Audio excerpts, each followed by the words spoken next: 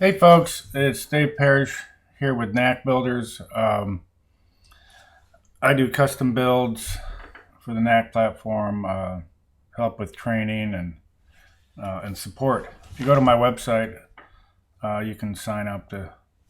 I got a thing on tips and best practices, or browse to my YouTube channel.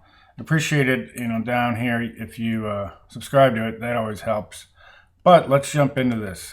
Today's topic, I'm going to talk about different ways you can come up with numbering schemes for invoices. And this could be for invoices, POs, work orders, whatever you need a numbering scheme for. I'm going to talk about some of the different approaches. Real quick, you can do just a simple auto increment. That works really well.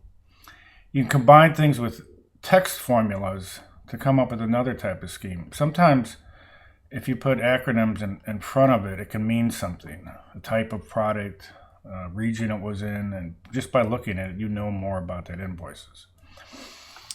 If you're starting a project for a client or for yourself and you already have an existing numbering scheme, you're going to need to align the new Knack generated to that, and I'm going to show you how to do that. And this is a use case I've come up with or ran across several times. You have a Knack project. A lot of times that happens to me when I'm taking over a project. They have a numbering scheme and they decide they don't want that and they want a different one. Well, there's a number of issues with doing that. I'm going to show you an approach to that. So I will be back in just a minute to talk about this topic. Thanks, guys.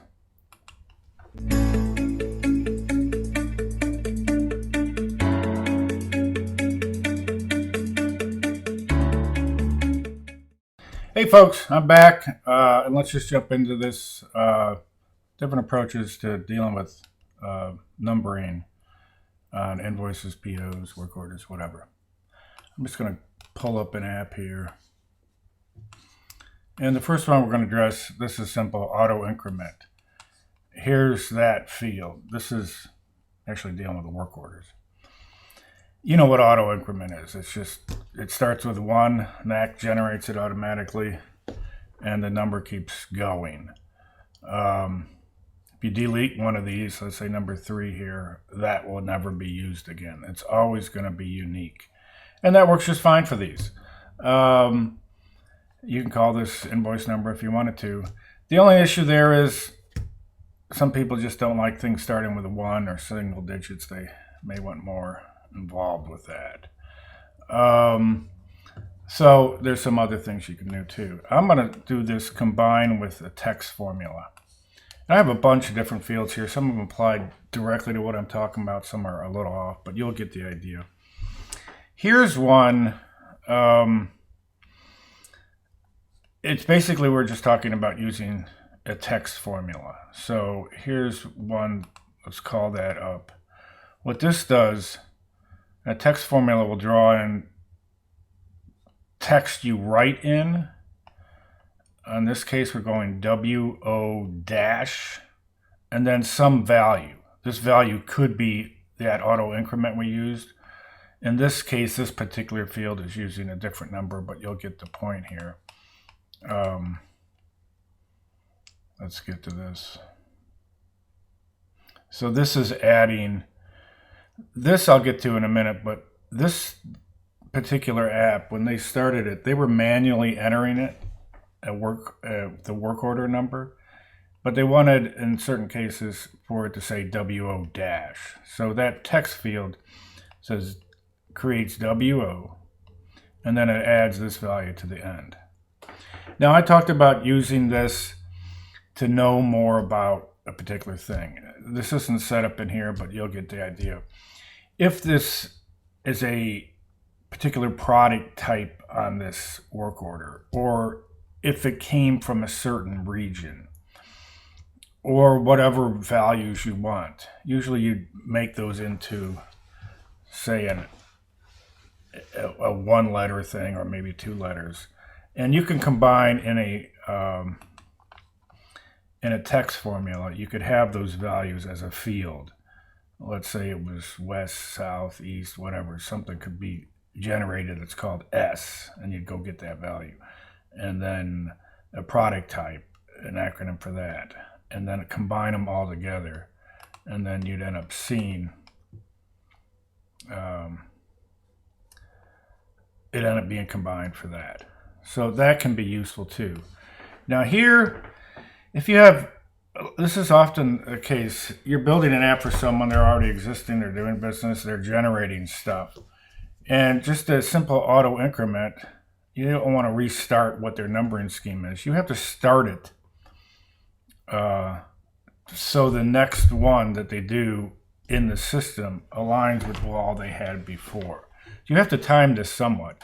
So you have to find out, okay, when was the last one that they used? And then add whatever your number scheme is to that. Let's say it was an auto increment. But let's go find how that would look in this context. Right here.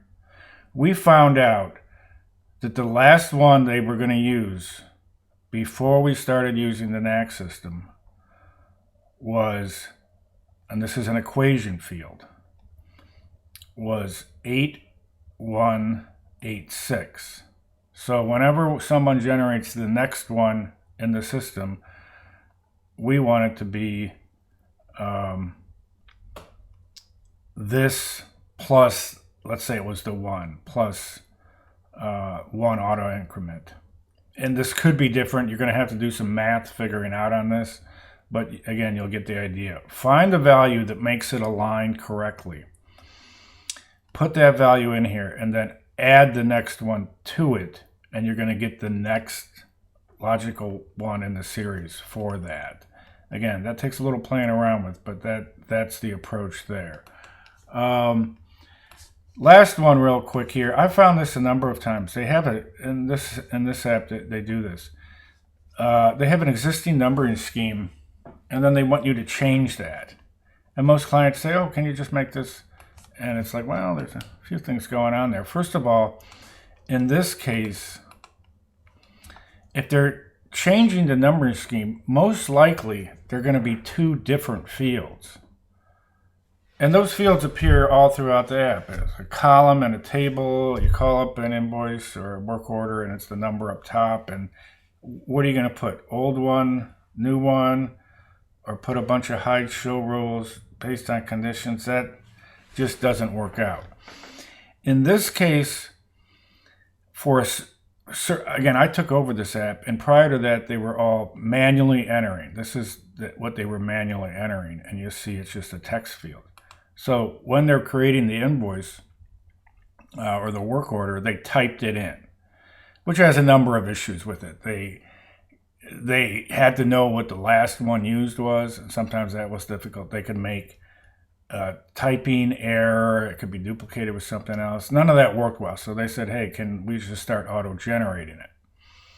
So what happened was the form, we had to time this too. The form where they were entering a work order had a place to enter this work order number. Well, we took that off.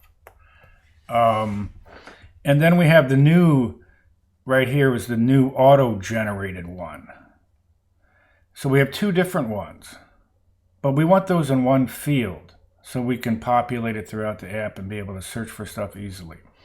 So here's how we deal with that. Remember, at some point they stop manually entering it. So watch this. All these ones that are blank, where the manually entered one is after we started the new auto created work order number. We still have 2 different fields, but to accomplish that, I did this thing called display work order number. Now, display won't show up, the word display, throughout the app when we use it, but this is a special field. I'm going to go here. It's just a text field, but we put a condition on it, or a couple of them. Remember, work order number was what they were manually entering. So if it's the work order number is blank, that would mean it's after we did the auto-generated thing. We're going to set the field, don't worry about these names here, to the auto-generated one. That makes this value that. Second rule, if the work order number is not blank, that would mean they manually entered it. This is prior to us doing the first, or doing it automatically. Then set the value we're going to use for this displayed one as the work order number. Have it be what it was. So that takes two fields, combines them into one so we can use it efficiently throughout the app. And then we're confident to move along and everything's auto-generated that needs to be. Those are the use cases I went over. There's a number of others. You can get pretty creative in how you do this, but this is a good primer on some approaches to dealing with numbering schemes for whatever you want. Again, folks, I appreciate it. If you can, like and subscribe down below in the red button here to my channel, and I will see you soon. Thank you.